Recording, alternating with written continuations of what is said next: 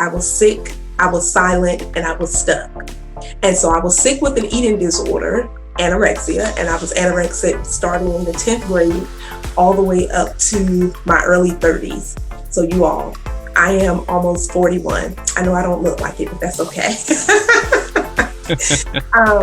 And so that was the sick part, but it caused me to be silent as well because I was suffering in silence. No one knew about it. And then, of course, being an African-American woman, that wasn't a thing that we did, so they said.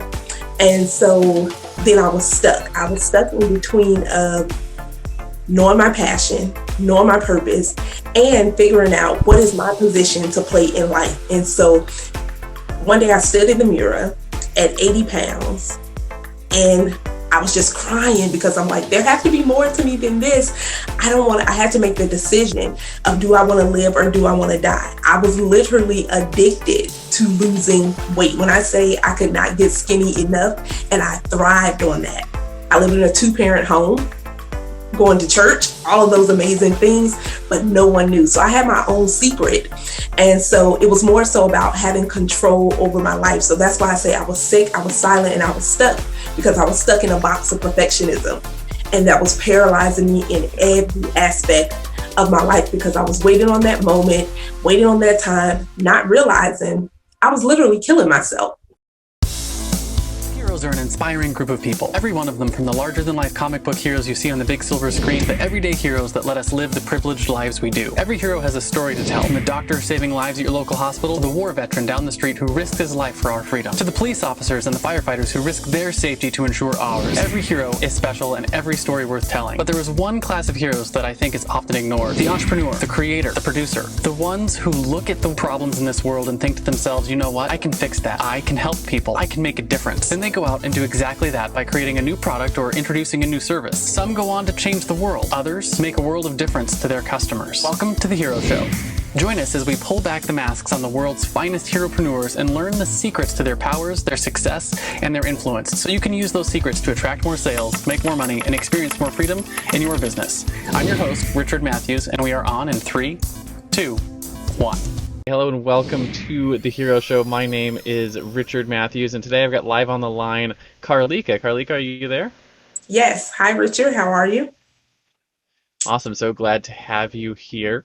And you know, for those of you guys who've been following along with our travels as we run this podcast, we are still in Florida. We've continued on from Sarasota. We're back in Kissimmee for this post-election sort of stuff. And you said you were coming in from Georgia. Is that right? Yes, St. Mary's, Georgia. So it's a small town, not too big, but we're right at the Georgia-Florida line. So I cross and see Welcome to Florida on 95 in like 2 minutes. Nice and close to where we are. Maybe we'll have to stop by on our way up the East Coast this next summer and get coffee or something. That'd be cool. Yes. So, Carleeka, you are, to do a brief introduction for my audience who may not know you. You are a motivational speaker, a life coach, and an accountability partner, and you are sort of the founder of the EFIT method, which is something I assume we'll get to hear a little bit more about today. So with that sort of brief introduction, why don't you start off by telling us what it is that you are known for? What's your business like? Who do you serve? And what do you do for them? Okay, so for my business, thank you. First of all, let me say thank you to Richard for the opportunity to share with you all. And so, yes, I am a award-winning life coach. I won for the city of Jacksonville as the best life coach, so that was exciting. I have a nonprofit organization as well, and so Inc., which we serve women, empowering them to gain more awareness, visibility, and engagement. You all, we're in this virtual space. So Zoom is blowing up. Everyone's on it. Everyone's on social media 24/7 now. And so as entrepreneurs, if we're not creating an online presence, you're going to get lost in the sauce. No one's going to know that you exist. And if no one's knowing you exist, guess what? You're not probably making any money either. So that is my goal, to help women gain more visibility and be accountable. Accountable. If you say you're going to write the book, I want dates, I want times, when is it going to be finished, and all of those things. And so that's who I serve, and I love it. I love it. I love it. That's awesome. Yeah, I may have to chat with you later about your nonprofit organization because I think our Push Button podcast agency might be really helpful for the women in your group. So that's cool. So what I want to find out from you then is your origin story. How did you get into this type of business where you're helping women build their online presence and that kind of stuff? As we say on the show, every good comic book hero has an origin story. It's the thing that made them into the hero they are today. We want to hear that story. Were you born a hero? Were you bit by a radioactive spider that made you want to get into this brand building stuff? Or did you start in a job and eventually switch over to becoming an entrepreneur? Basically, where did you come from? So basically, I feel that everyone is born, there's a hero in everyone. You're born with something, right? However, you don't always exist as that. And so you go through this journey. And so for myself, I was born a hero.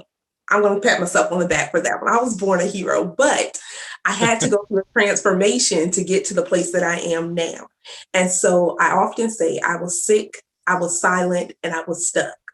And so I was sick with an eating disorder, anorexia, and I was anorexic starting in the 10th grade all the way up to my early 30s. So you all, I am almost 41. I know I don't look like it, but that's okay. And so that was the sick part, but it caused me to be silent as well because I was suffering in silence. No one knew about it. And then, of course, being an African-American woman, that wasn't a thing that we did. So they said.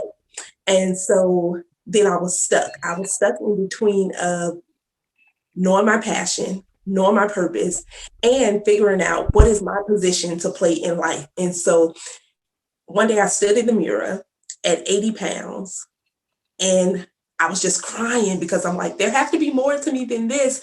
I had to make the decision of, do I want to live or do I want to die? I was literally addicted to losing weight. When I say I could not get skinny enough, and I thrived on that.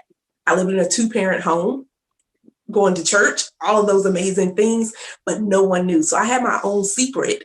And so it was more so about having control over my life. So that's why I say I was sick, I was silent, and I was stuck because I was stuck in a box of perfectionism. And that was paralyzing me in every aspect of my life because I was waiting on that moment, waiting on that time, not realizing I was literally killing myself slowly. And so that's my origin. And so even with the nonprofit Inside Out, that's where I got the name from, because I literally had to heal and come to terms with some things that number one was a mental illness. And that stigma over mental illness and all of those things, thankfully, is being birthed out even more in this day and age than back during that time with me. But yeah, that's where Inside Out came from, because if I did not allow myself to heal, if I did not gain control and get more momentum over that area, I definitely wouldn't be sitting here. So that's my origin. That's why I say everyone has a hero in them, but you have to transform into it. Yeah, that's and it's tough to overcome addiction. I know I've had some friends in that situation, from everything from alcoholism to drugs to eating disorders, and it's not an easy thing to overcome. So congratulations on that. I know it's something you'll probably struggle with the rest of your life, but you look very healthy now, as you mentioned a minute ago. You don't look your 41 years. Look, let me tell you, y'all, I'm in menopause. So you keep transitioning, right? I was thrown into menopause 10 years ago. So I've had some weight gain and different things all from menopause, but we're bringing awareness to menopause even more, one woman at a time. That's what it's about. Yeah. So did you spend any time working in the corporate world, or have you always been working in as an entrepreneur? No. So I was an educator for 7 years. And then I was like, okay, I'm a little tired of this part. So let me go into the hospital. And currently, I'm not a full-time entrepreneur. I might as well be, because as soon as I get off at 7 or 8 o'clock in the morning, you all, yes, I work the worst hours ever, 1 a.m. till about 7:30, 8 o'clock as a histotechnologist. So I study tissue and diseases. I'm a science person. That's what my background is in, science. So that's why I thought this was really cool and exciting, because I'm like, right, I've always thought I was this superhero with all these magic potions. Yeah.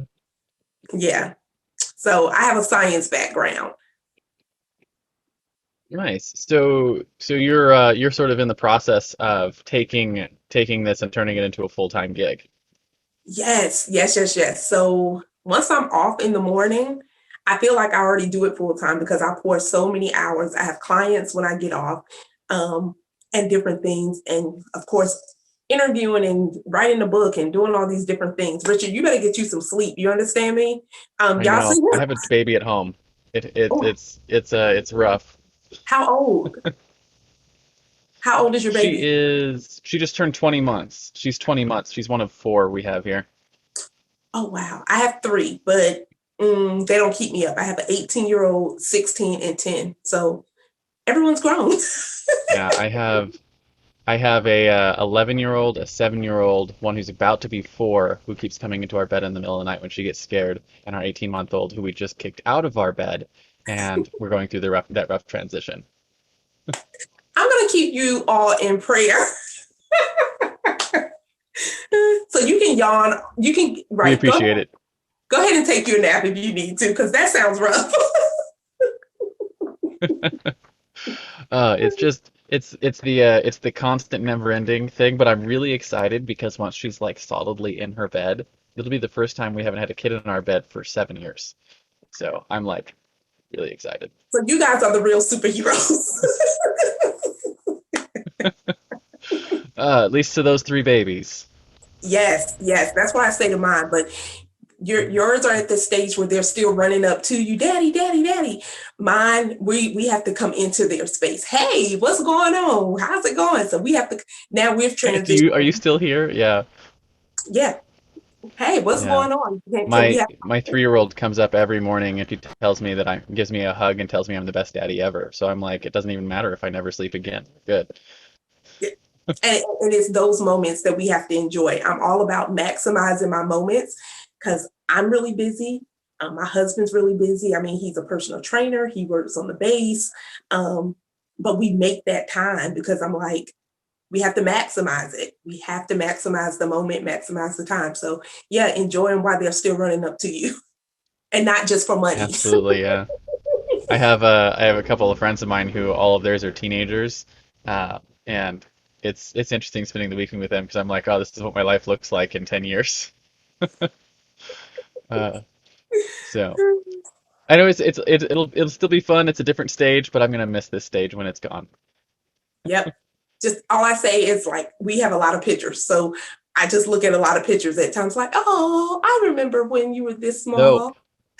I feel like I'm gonna trade the lack of sleep from getting woken up by babies to the lack of sleep because I'm worrying about my teenagers and whatever it It, is they're doing with their and that's lives. the transition. And so even when we're talking about superheroes and that power, as parents, it's a different worry. So like my 18-year-old, of course, she drives and all of these different things. And I'm just like, all right, be safe. Text me, call me when you get there, this, that, and the third. And it's a different set of worries. Yeah, And yeah. when we're I small, you remember I can have got a in a when I you're was like when I was 17, I got in a fight with my mom, which I regret now, but I got in a fight with her because I didn't want to call her when I got places. I thought it was childish for me to call her and let her know that I got there safe. And it's funny because like now as a parent, I'm like, man, that was ridiculous. And I've since apologized to my mother for that because like I totally get it once you've grown up a bit. But man, when I was 17, I was like, you're cramping my style. why do you got to be trying to ruin my life? And it's like, no, Yeah, I'm just trying to make ruined sure my that life. She's like, all I'm asking is for you to call me and let me know that you made it there alive. that's it. That's it. That's what I say to mine. Yeah. I just want to make sure you made And it. what's funny is like now my wife and I four kids travel all the time, and to this day I still call or text my mom and be like, "Hey, we're leaving today. I'll let you know when we get where we're going safely," because I know she worries. And you know what? My Right. mom, we And I'm live, 35. and look, Richard, I'll be 41 next month, and my mom lives in Virginia. And so when we go out of town or anywhere, she knows. I typically Yeah. talk to her on my way into work just because she's like, I just want to know that you made it there safe because of the time, wee hours of the morning. But it's fine. I want to give her that comfort because with so many things that's always happening. You just never know. Yeah, yeah, absolutely. So I know you mentioned that you do a lot of science work and you do some other cool things. You have superpowers. One of the things we talk about on the show is your superpowers, right? And every iconic hero has a superpower. And whether that's a fancy flying suit made by genius intellect, or the ability to call down thunder from the sky, or maybe in your case the ability to detect all the diseases in human tissue or whatever it is. Heroes in the real world have what I call a zone of genius, which is either a skill or a set of skills that you were born with or you developed over time that really energize all your other skills. It's the common thread that sort of brings all of your skill set and experience together. And it's what sets you apart and allows you to help other people slay their villains and come out on top in their journeys. So that sort of framing, what do you think your superpower is? I think my superpower is just being able to really be so transparent and relatable to people. It doesn't matter what their background is. I'm a principle person. Principles and motives. That's like my whole thing, where we're all alike in some form or fashion. Like you said earlier, I may have been addicted to losing weight, but every one of us have had something. And so just bridging that gap of regardless of anyone's ethnicity, regardless of anyone's background, I've definitely been blessed just to say, hey, I'm just like you.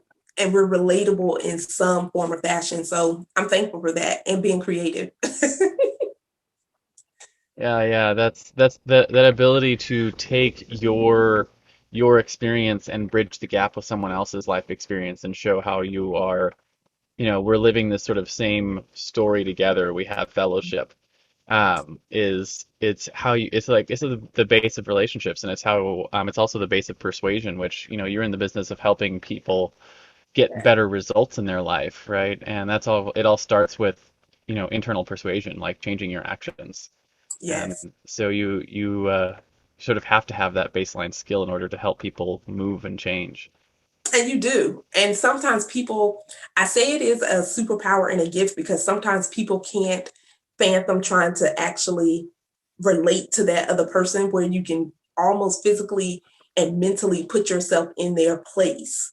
Um, Yeah, that I may not it's exactly, empathy as a superpower.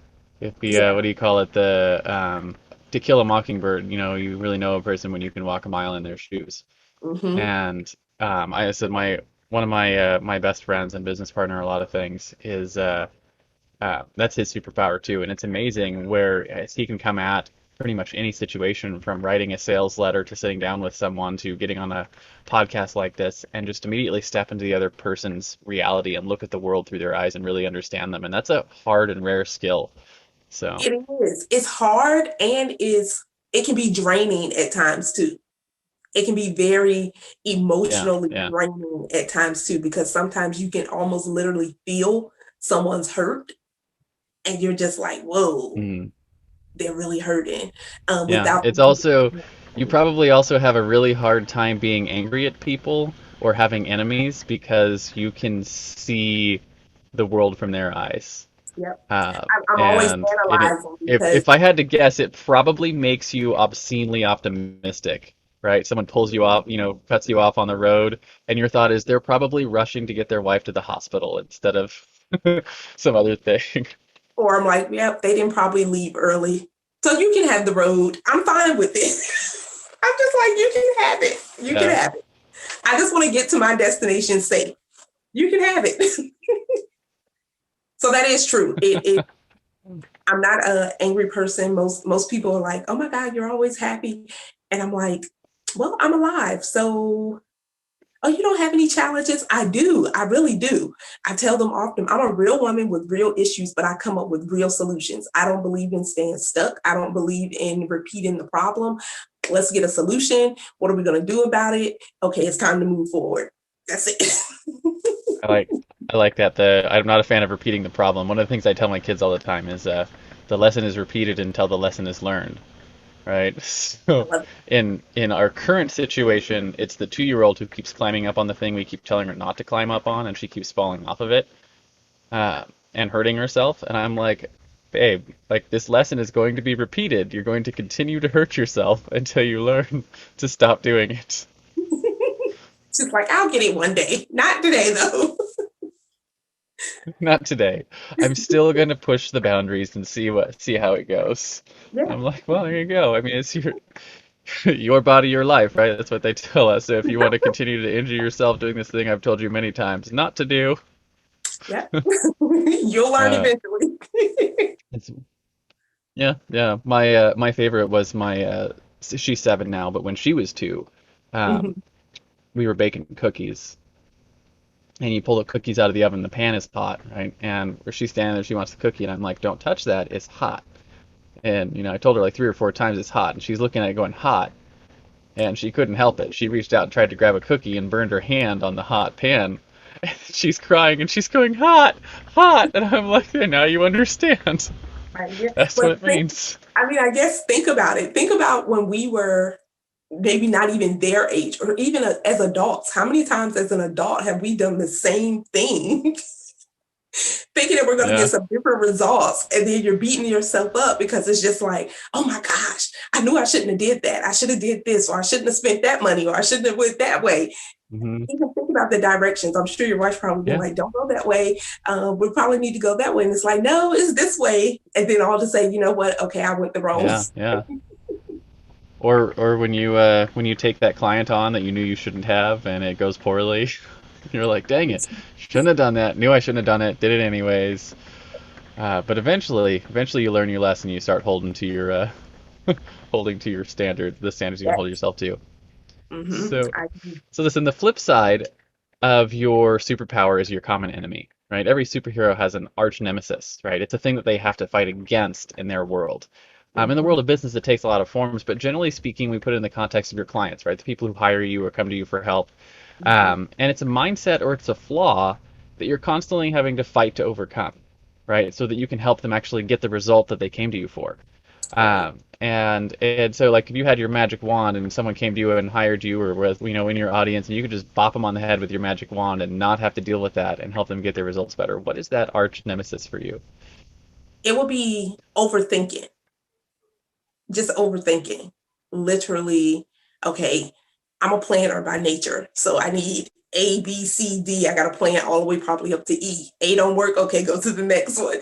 And so just overthinking and looking so far ahead was something that I've even had to tell myself, hey, pull back. And even in my personal life, enjoy the moment right here. You're in this space right now. Enjoy this moment, because my mind will be like, okay, I got this to do, this to do, this to do. Okay, yep, yep, yep, yep.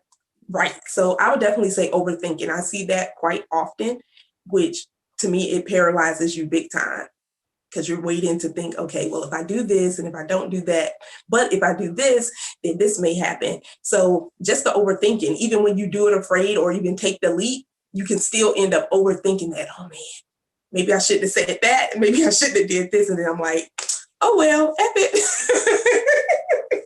Just do it. So I have to completely agree with you on the overthinking thing, just from like a personal experience standpoint. The thing that really changed a lot in our business was the realization that came from our travels. And we started traveling the first couple of months we were traveling. My wife and I planned out like every day for several months in advance, like where we were going to be and what the things were and all the stuff, and found out that planning even a few weeks in advance while you're traveling full time is very, very difficult, very stressful, and it never goes the way that you plan, right? So you're like, if you plan something 2 months out, and then today you bust something on your rig and now you have to spend an extra 2 days fixing it. Everything has to be changed all the way down the line. And it's very, very difficult to do that and very stressful. And we learned actually that it's a lot easier to just sort of know the direction that you want to go, Yes. and work towards that direction and have short-term plans, right? Yeah. And once that sort of realization transitioned into my business, and you realize, hey, you know what? I know where I'm at, and I know where I'm going, and I need to Yep. worry about what's the next thing I need to get done, right? What's the Yep. next place that I need to get to? Instead of trying to plan out, if I'm trying to go from California to New York, planning every stop along the way is not useful. But Right. planning the trip from California to Las Vegas is useful, Right. right? Because you can do that in an afternoon, you can get it done, and you can step on, work on the next thing, right? Getting from Vegas to, I don't know, Salt Lake City or something. Yeah. And the same thing applies in your business. You're like, I'm here. I want to get there, right? I want to get all the way to New York with my business. Yeah. But you just need to plan what's the next step, what's the next big win. And I think if more entrepreneurs even took that aspect of it, then we wouldn't get so overwhelmed and get so frustrated, which causes us then to either put a long pause into things or either stop altogether. So that's what I do in my business too. Even though I may plan, I'm like, you know what? What's the next step? And because if I know if I Yeah. keep taking the steps where I want to be, I'm going to get there. And it's like even dealing with our GPS. You may put in an address for your destination. I'm sure traveling, you all have been in areas where the GPS just stops altogether. So Doesn't it's work. like, oh, okay. Or when you've had to use the GPS and you made a wrong turn and it reroutes you. It's not that you're not going to get to your destination. It may have added a few minutes to it, or it may have been taking a few minutes off. So I love that concept. Just one step at a time. My husband Yeah, often yeah. says in his training, 1 rep, 1 step, 1 pound at a time. I said, right, 1 step, 1 rep, 1 pound at a time. And so I love that too. I love it.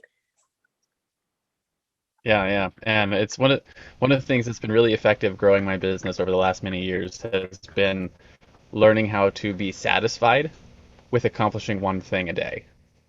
Yes. And it's interesting that trying to accomplish a bunch of things You don't get kept nothing my done. business stalled for a long, long time. Don't get anything Mhm. done until I was like, you know what? I just need to figure out what's one thing I can do today. Doesn't even have to be big, right? Yep. Like get that done and that's it. And then if I get other things done today, that's fine. But I got the one thing I needed to get done and move And I, on. I love And that those because things compound. what I find with a lot of clients too, they feel like they're so stuck. And I'm just like, you're trying to do all the things. That's why you're stuck, because you're trying to do 50 things and you haven't even mastered one. Um, take one thing and say, okay, this is what I'm going to work on today, and this is what I'm going to finish today. And they're like, oh, I said, because now you frustrating me trying to do these 50 things. I said, I don't do 50 things. I said, whoever said multitasking was an amazing thing, I was like, they lied. Um, certain things you cannot multitask on. I'm in a book anthology called Finally Free. And so yesterday I said, you know what? I'm just sitting down and I'm going to write this chapter. End of discussion, no distractions. I sat down, wrote the chapter in less than an hour or so. 1,000 words. I said, that's nothing but 2 pages. Just get it done. And I was like, okay, well, that's the nap time. I like that. It got it done nap time. Yeah, ours is we got it done. Let's go to the pool or go to whatever area we're in and go enjoy something. Go have a meal in the local place. Hey, I love it. Love it. Love it. Love it. Speaking of, I was told the other day, and I'm curious your opinion on this because you're from Southern Georgia, that the South, like the U.S., the South ends Mm-hmm. at the Florida-Georgia line, and Florida doesn't count as the South. Do you agree? Sort of, kind of. Sort of, kind of. Sorta, kinda. Kind of. So originally, we lived in Virginia. So we've been here in Georgia now for 8 years. So compared to Virginia, this to me is the South. I mean, I've probably Yeah. seen more deer and hogs and stuff just roaming in the street and alligators and all these things than I've ever seen in my entire life. So anytime you can see an alligator in the middle of the road and he's not dead, to me, I'm in the South. That's funny. Yeah. Awesome. So I want to talk a little bit about your driving force, right? So the flip side of your common enemy, something you fight against, is your driving force, is what you fight for, right? So Spider-Man, he fights to save New York. Batman fights to save Gotham, or Google, they fight to index and categorize all the world's information. What I want to know is what is it that you fight for in your business, your mission, so to speak? Oh, my mission is definitely to empower more women, not to be silent. I think as women, we have so many hats that we wear that a lot of times we put ourselves on the back burner. We put our kids, we put everything, our careers, everything is before us. And then one day we wake up and we're just like, whoa, what about me? I've done everything for Yeah. everyone else. And then what about me? And allowing women just to be who they are, breaking down those barriers of those self-limiting beliefs, self-doubt, rejection, and overcoming those barriers and things that they had from their childhood that some of them, unfortunately, are still carrying in their late 40s and 50s. And it's just like, hey, it's time to let it go. You have to let it go so you can move forward. And so definitely, I'm always fighting for that. I'm always fighting for women to share their stories because our stories are so important. They're someone else's hope. We went through it, so we're already done going through it. I've already went through the eating disorder. I'm not anorexic anymore. So, but there is Yeah. there's another woman out there who may still be struggling. There's another woman out there who thinks that, hey, this is the way I have. This is what I have to do to have more control over my life or whatever that looks like. So, just fighting for them to speak up, stand up, and show up being authentically them, and not having to waver that for anyone or anything. Yeah, yeah, and it's an important thing too, right? Because one of the things that cracks me up about my I have a supplement business that we've run for a number of years, Okay. and we sell multivitamins, you know, men's multivitamins, women's multivitamins, teens, children, prenatal, that kind of stuff. And one of the things that made me laugh about that business is that the best-selling multivitamin is the prenatal vitamin, and the worst-selling multivitamin is the women's multi, right? It's the hardest one to sell, Wow. right? Because women are, you know, they're just so wired to take care of other people that they forget to take care of themselves until there's someone else inside of them that they have to take care of, and then they start taking care of themselves. Yep. And it's a hard thing. So it's like you have to learn as a woman. And I know my wife has struggled with this, and I got three daughters, so I got to help them learn how to do this as well. Is you know, you have to learn to take care of yourself so that you can take care of others well. Yep. And I say that often where I have to be mentally good. I have to be spiritually stable. I have to be emotionally and physically stable so that I can show up as a mom, as a wife, as a mentor, as a coach. I said, because if I'm not good, I'm not any good for anyone else. I tell Yeah, my kids, that I is. tell people it's God and then it's me. Like I'm right under Jesus. Yeah, yeah, and you have to do that, right? And and it's funny because you know we say you know, it's a problem that females have. It's a problem that everyone struggles with, right? We all tend to want, you know, for guys, instead of putting other people first, a lot of times we put our work first, right? We'll Yeah. put you know, accomplishments or other things before we'll put our own health first, realizing that, you know, not realizing that if we don't show up healthy, if we don't take care of ourselves, we can actually bring our best game, right? We can't actually come and actually, you know, do what we want. So it's something that everyone struggles with in various ways, but you have to learn how to, you know, to quote scripture, Jesus comes out and he says, you know, what is it? The guy asks him, what are the greatest commandments? And he says to love the Lord your God and to love the neighbor, your neighbor as you love yourself. Love And the yourself. thing that I think most people miss from that is that it requires that you love yourself. Yes. Yes. And you're so right. Um, that I do believe men and women, we're wired the same in so many ways. We just respond and act differently to things. So with men, right, because they're so focused on supporting and making sure that their family have, and especially depending on your background, if your family struggled and different things. So my family struggled financially. So my husband and I, we move and shake a certain way because we refuse for the lights or something to be turned off because I've experienced that growing up. Yeah. So it's like, I don't care if we need to go work 4 jobs. We're not sitting in the dark. But that's just how we're wired because in our mind, we're like, you know what?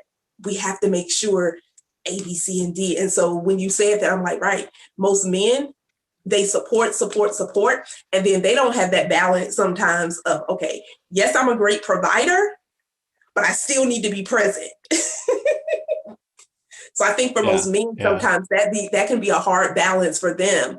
Um, and then for the women, it's like, hey, we you know we appreciate everything that you're doing to provide, but can you be a little more present? And then it's almost taken as if, well, you're Yeah. ungrateful. No, we're not ungrateful. just want you here. It's a weird balancing act. We all have to learn how to do, right? And it takes a little bit of life, and a little bit of experience to learn that you have to take care of yourself in order to be able to take care of others. And uh, it sort of works both ways, right? On one of the things we talk about on this show all the time, just sort of a blanket principle for life, is you have to learn to give yourself what I call permission to play, right? Yes, Which is the idea that um, for whatever reason, culturally in America, we think that recreation is a reward for work well done. right, And we hold ourselves to such high standards that sometimes we never even give ourselves that permission, when in reality, recreation is a foundational requirement for doing good work. right, Right? If you don't show up rested and taken care of, you're not going to be able to do the good work in the first place. exactly. So I tell people all the time, you need to give yourself permission to play. Take the afternoon off, go for a walk, and hang out with your kids. Do whatever it is you like doing. Read a book, crochet. My wife is into crocheting. Like, have something that's yours that you can step away from the Yeah, providing or the caring for or the whatever, and just take care of you. yeah, Um, I love it. and and that will bring you back to your work so you can actually provide the value that you were put here to provide. Exactly, because it goes once again to that mind space. When your mind is so boggled and you have either so much fog and just so many things, just life in general. I mean, just that routine of things. Sometimes we have to break up the routine, take that 15 minutes. I tell women all the time, I don't care if it's 10 minutes to yourself. I don't care if you have to close yourself in your bathroom and don't answer the kids at the door. They're not bleeding, they're not passing out. They Ignore the will, fingers under the door. mommy, daddy. Wait a minute. I said, because you need that so that you can just refresh yourself. You need it. Yeah, yeah. My my I my wife lets me have this to myself all the time, but it's like my morning shower is like my 10 minutes to self. No one's bothering me. It's like, that's I'm leaving, I'm going to take a shower. And my wife's like, you take a long shower. I'm like, it's my time to myself. Take a That's warm just my shower. moment. I love Nobody can get to me. it. Hey, So we have that's to do what we have to do.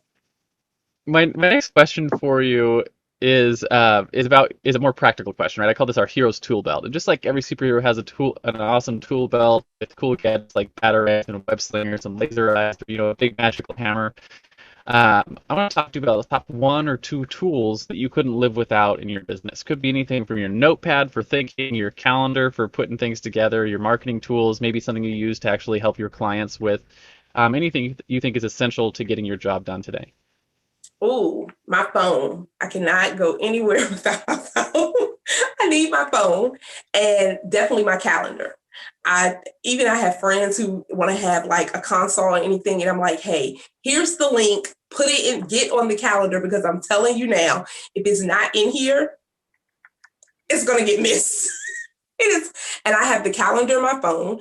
I use Acuity, which I definitely love, so it keeps me organized. But then I have a calendar on the wall that I'm writing stuff in there too. I'm like, okay, because I have a physical visual, and then I have my phone. And so a few weeks ago, my phone would not charge. I thought I was going to lose it. So I was like, oh my God. So this Saturday just was going bananas. Okay. I had to drive into Jacksonville. That's about 20 minutes. Okay, no problem. Get to the bank, deposit some money, do all these different things. I'm in the line waiting for the bank because they're closed in the inside. I hear this loud pop on my car, the radiator. The car just started smoking. I said, oh my Oh goodness, no. this could not be happening today. What in the world? My husband is at his motorcycle class about an hour away. Okay, I can let him know what's going on, but it's nothing he can do. I had to call my daughter, wake her up. Hey, I need you to come pick me up. And my phone wasn't charging. So luckily I had took my 7-year-old's phone. I said, hey, I'm gonna just take your phone. I'm so glad I did because that day would have went horrible, Richard. I'm telling you, I would have been, it was hot outside. It was hot and humid. I would have been walking up and down the road trying to find some. I had to go to T-Mobile And come to find out, my port was corroded. And of course, they're like, well, you can upgrade. I don't want to upgrade. There's nothing else wrong with the phone. They put it on a wireless charger. It was perfect. Thanks. I'll buy that. Thank you. My daughter had to come pick me up. I was just like, wow, this day. Yeah. All that a That's couple funny. of Saturdays ago. But so my It's phone, that was my phone. My phone and the calendar. It's interesting too, because the calendar is such a like a deep-seated tool for entrepreneurs, right? That everyone I talk to on the show just about is like my calendar is the thing. And if I didn't have my calendar, my whole business would blow up in my face. And you hear that from everyone from who's, running solopreneur operations where it's just them to people who have huge teams of people. It's the calendar. The calendar is what makes the business go round.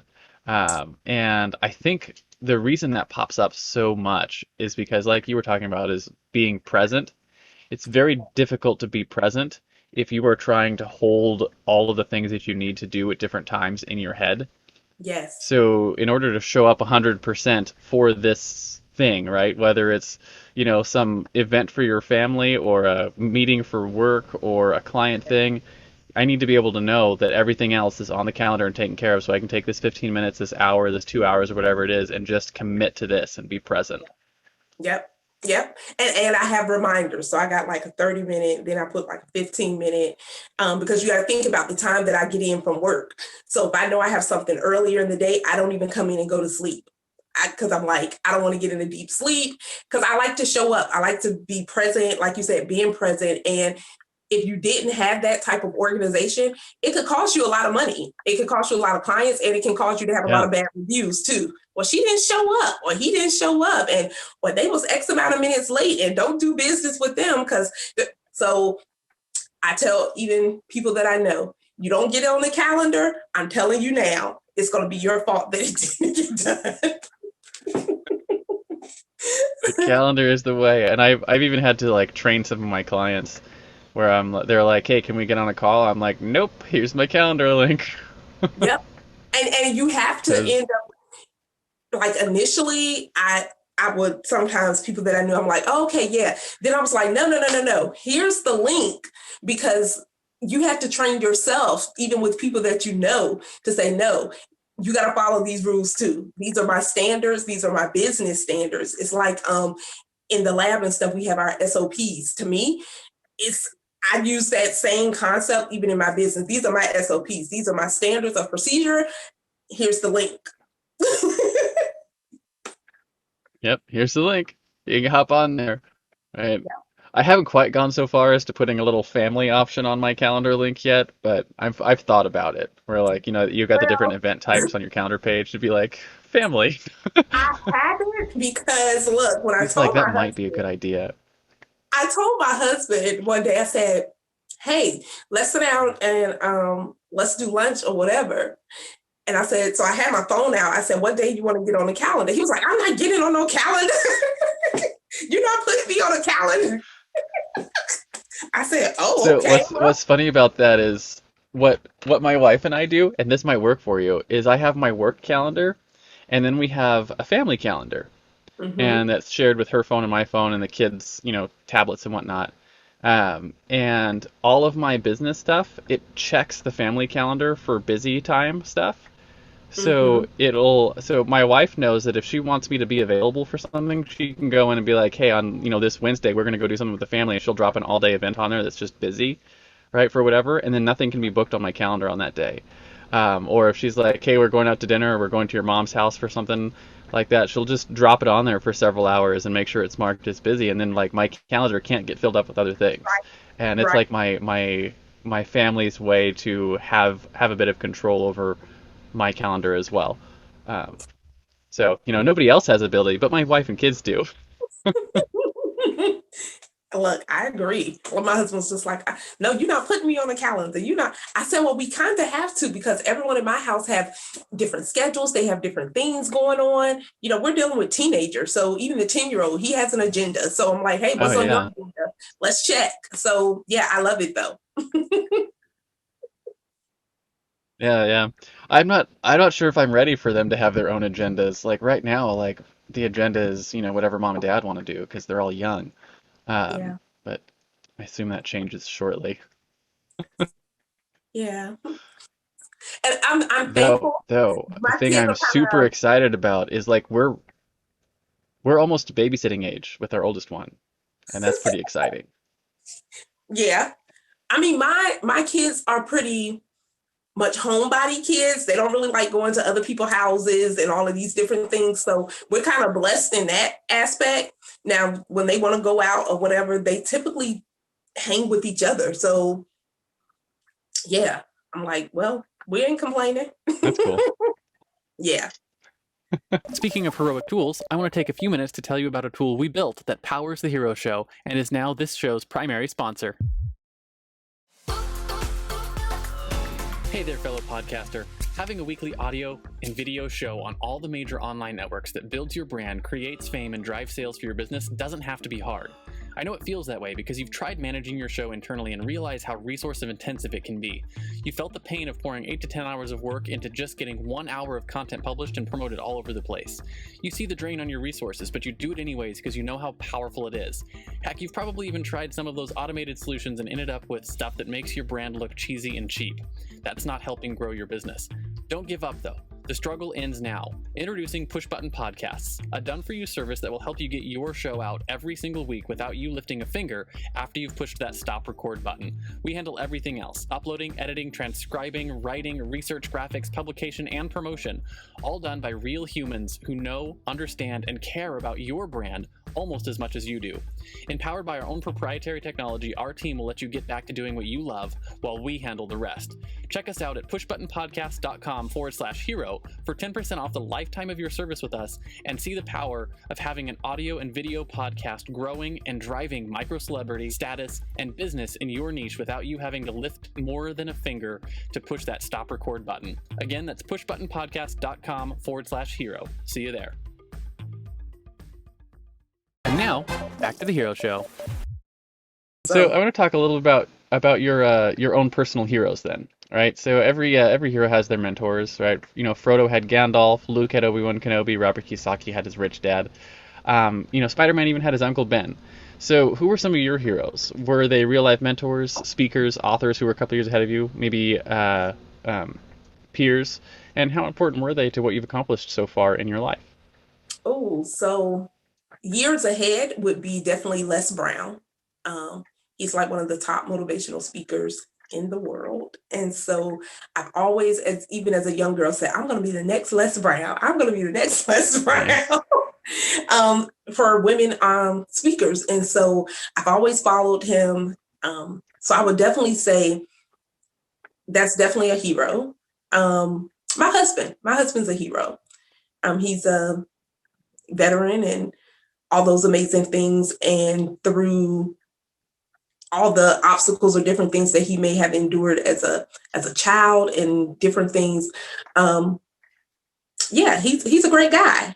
And he has to be. He puts up with me. He puts up with me, so he have to be.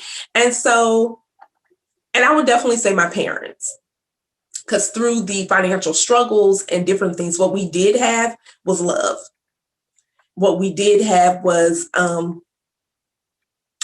you wouldn't have been able to tell me that we were like kind of poor, because it just didn't register until we got older. We was like, we're poor. But they did their best, and we're thankful because when I look at some of our peers or different ones who maybe had the things, they really didn't understand who they were. They got bullied. So many other aspects that, they had the things, but that aspect of just being bold and just knowing who you are, my parents really instilled that in us. And so there's no way someone was going to bully us, because we were going to speak up. You wasn't getting ready to talk to us any kind of way and different things. And lastly, I would say my children, because I've learned a lot from them. You learn a lot from them. They keep you on your toes. They keep you as That is true. And just in having the opportunity to be a parent, the opportunity to have that bond with them, even though they're teenagers now, the bond that we have even now for them willing to hang out with me and they're not embarrassed with me going anywhere with them and different things or vice versa. I think that's a blessing. And so they're my heroes. They, as sick as I was carrying them, they're definitely my heroes. Because none of us should really be here. Like literally, that's how sick I was with them. And so they're definitely my heroes. They're smart. From the womb, I called them geniuses, and they haven't proved anything else. Nothing else. Honor roll students. And so, That's cool. yeah, my daughter's in college now, and she had every school she applied to, she got accepted in, scholarships. So I can't complain, even as a parent. I said those things that we instill in them when they go out into the world, all we can do is say, hey, go do what you're called to do. Be you. You don't have to be anyone else except you. And so those are definitely my heroes. Awesome. Yeah, and it's always interesting to me hearing people talk about who their heroes are, and how often it is a family member, a spouse, a dad, an uncle, a mom, or your children, and because they have such an impact on your life, right? They make you a better version of yourself. And I've got sort of this belief nowadays that for just from my own experience in my life and then other men that I've watched grow up is that until a man has a wife and a child in his life, he doesn't ever really get to be like it changes him, right? It turns him into a completely different person that really understands that his life is really about helping someone else, and it changes you. It does. It does. So It really does. Even being a mom. And like I said, 10 years ago, I had a hysterectomy. So baby days are way over. But yeah, I'm yeah. I thankful. can't comment on being a mom. I've never been a mom, but Right. And you will never be a mom. Never. But you're right. Just being parents in general, it changes you to have someone to look up to you and love you so unconditionally. They know no wrong yeah, from you, yeah. especially at that age. They know you're their superhero. You can't do anything wrong. They will defend you, and you're just like, hey, I got it. But they're gonna defend you. They're gonna make Yeah. you laugh. They're gonna make you a little upset. I had a mentor of mine when I was younger. He was speaking on stage. So he wasn't talking to me, but it felt like he was talking to me. He said your kids one day are gonna have a hero. He's like, Mhm. and if and he's like, it damn well better be you, right? The implication being that they're gonna choose their heroes, and if you're not worthy of it, they're not gonna choose you. Not. They won't. And they'll be blunt and honest about it too. Yep. Yeah, Yep. yeah.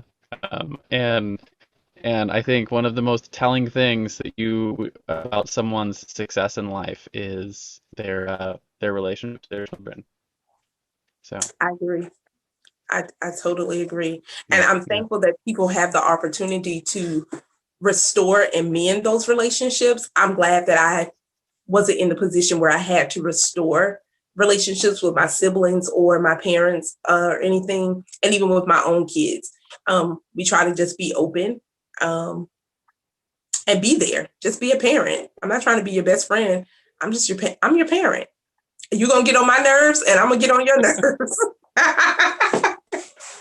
and that's okay. yep, yep. So I'm not here to be your friend. I'm here to turn you into a productive member of society. Thank you. Maybe once you're a productive member of society, we can be friends. Right. Maybe. Um, so maybe. Now, my mom and dad now are all we're all really close, have good friendships, which is interesting, right? Because once you sort of transition from that, hey, I'm working on turning you into a productive member of society to being a productive member of society, the relationship shifts, and Right. that's a fun aspect of growing up is sort of going through that transition. Um, I have sort of a what do you call it? I look forward to it, but I also am regretting the day You know, I don't want it to happen. I want them to stay little and small forever, but I know it's not going to happen. Yep, and that's why I'll tell anyone, just enjoy the moments. Like, enjoy them like never before, because as long as they're here, they're gonna keep growing. They'll do it like we did, get married eventually, move out, or not get married and still move out, or Yeah. whatever the case may be. And it's just like, it's hey, but I even with mine being a teenager, I enjoyed the moment. There are times where I'll shut everything down from work, no laptops, no nothing. I'm not on my phone doing any business transactions. I'm just like, I'm all y'all's. Yeah, what are we doing? And we just have fun. Yep. My kids right now are into Pokemon, so we have Pokemon night, and you know, learn to play the strategy game with them and take them to the tournaments and have a good time, right? hey, hey, our 10-year-old is a gamer. DVD, like he's a gamer. And I'm just like, yeah, I'm not really into that. But if you want me to play with you so you can beat me, because I don't know what I'm doing anyway. I'll try. I'll do Uh, it. I'll see. embarrass myself. I I wa- I was a gamer when I was his age, so like I have skills to lean back on. I haven't played in many years, but like I pick up a game now and I can still hold my own against my son. And he's like, "How are you so good at this, Dad?" And I'm like, "Because I played video games for longer than you've been alive." Like, So what? it's funny. Well, how old are you? Yep. He's like, because he doesn't see me play much now, but you know, still got the skills. It's like riding a bike. You can pull him back out whenever you need him. Yep. And you know, Yep. sometimes your 10-year-old boy needs to have his ass handed to him in a video game just so he doesn't get too you know, in his own head. Yeah. So his dad and my husband, he'll play with them. And he's like, oh, but then that gives us an opportunity to see where his sportsmanship is and everything. Like, it's a whole lesson afterwards. Like, so you Yeah. got really upset over that. Well, I mean, he's been playing longer than I have. I'm just gonna go read books. Oh, okay. Okay, if that's what you want to do, That's funny. go right ahead. But then we turn it into a life lesson because we want you to understand you're not gonna win every single time. You have to have Hmm. good sportsmanship and all of those things. So everything is a lesson, some life lesson in there. And then he's like, "Oh, okay. Well, I really wasn't that mad." Yes, you are. And then Yeah, he's my like, "Let's favorite play thing again." is like I never go easy on my son for any of the things that we play. You know, whether it's the Pokemon card game or video games, and it's because you know, he gets better and better, and we always talk about strategy and how to improve and what things can go on the other side of it. Eventually, he gets to the point where he can play, like he can beat me, and then I'm like, he's earned it.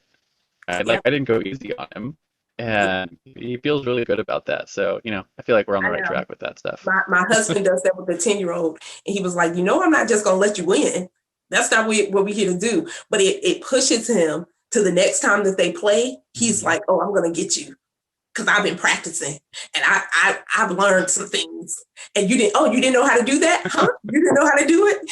But then he's like, Daddy, let me show you how to do it. Let me teach you something. Yeah, yeah.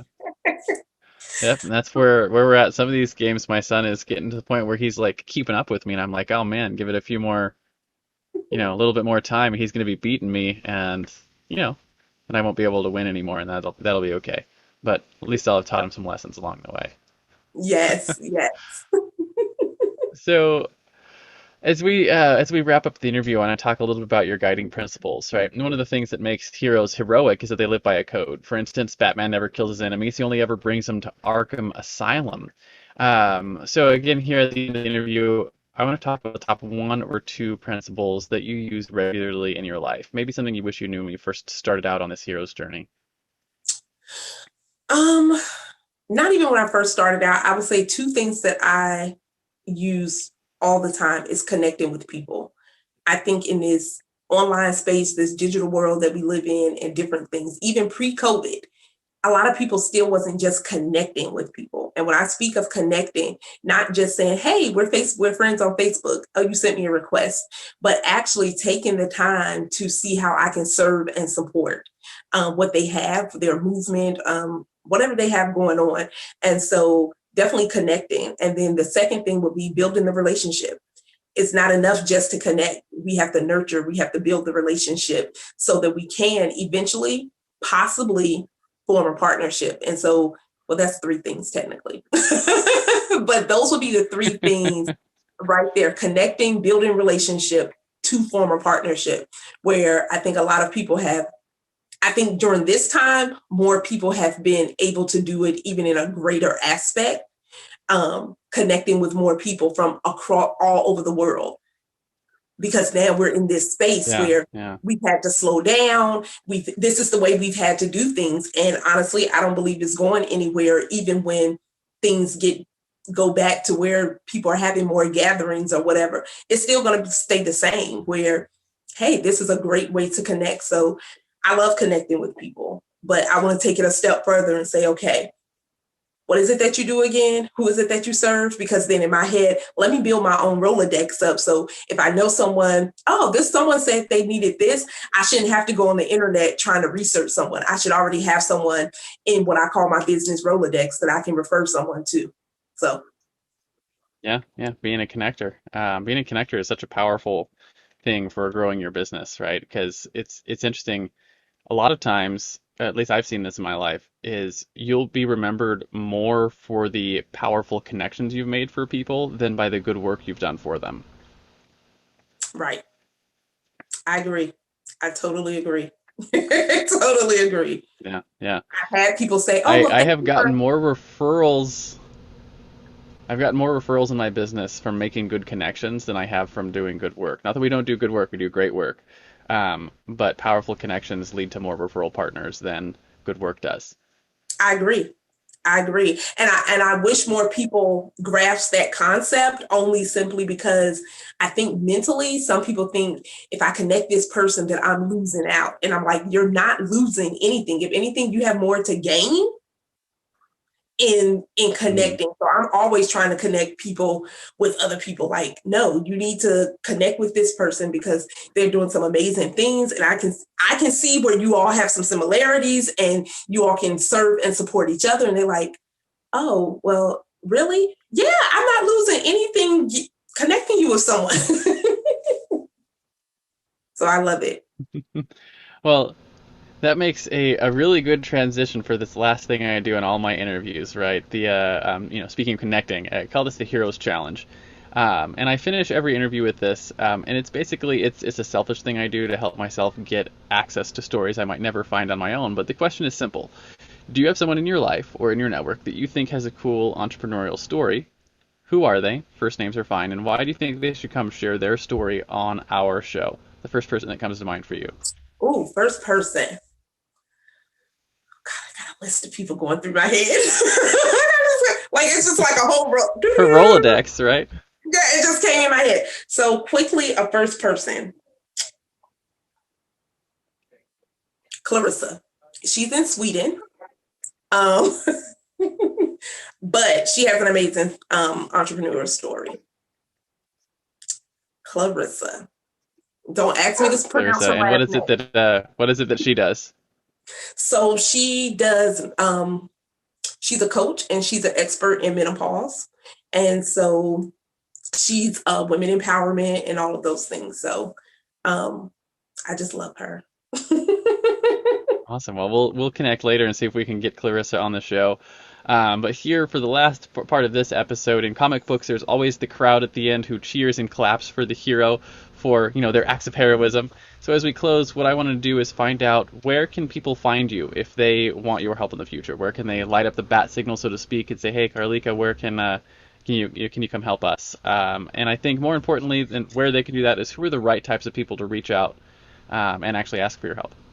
So if you are a new or aspiring female entrepreneur, I'm your person to come to. I am definitely the one. If you want to increase your awareness, visibility, and engagement so that you can get seen, get heard, and get paid, then I'm your girl.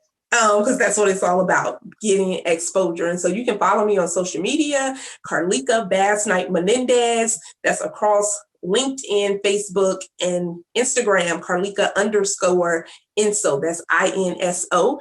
And if you want to send an email, that's cbasnight@insoinc.net. And so I would love to connect with you all. Like I said, I love connecting with people because your story is for someone else. You went through it, but your story is for someone else. You're someone else's hope. And I would love the opportunity so that you can get that exposure. Awesome. So we'll make sure that people have those links in the show notes. So if you want to reach out to Carleeka, you can. And Carleeka, do you have any final words of wisdom for our audience before I hit the stop record button here? Hey, look, you all, just get up, get moving, and show up. Show up, number one, for yourself so that you can show up for your community, your audience. But show up, stand up, and whatever you do, don't be silent and speak up. Awesome. Thank you so much for coming on the show today, Carleeka. I really appreciate it. Thank you, Richard. I appreciate you.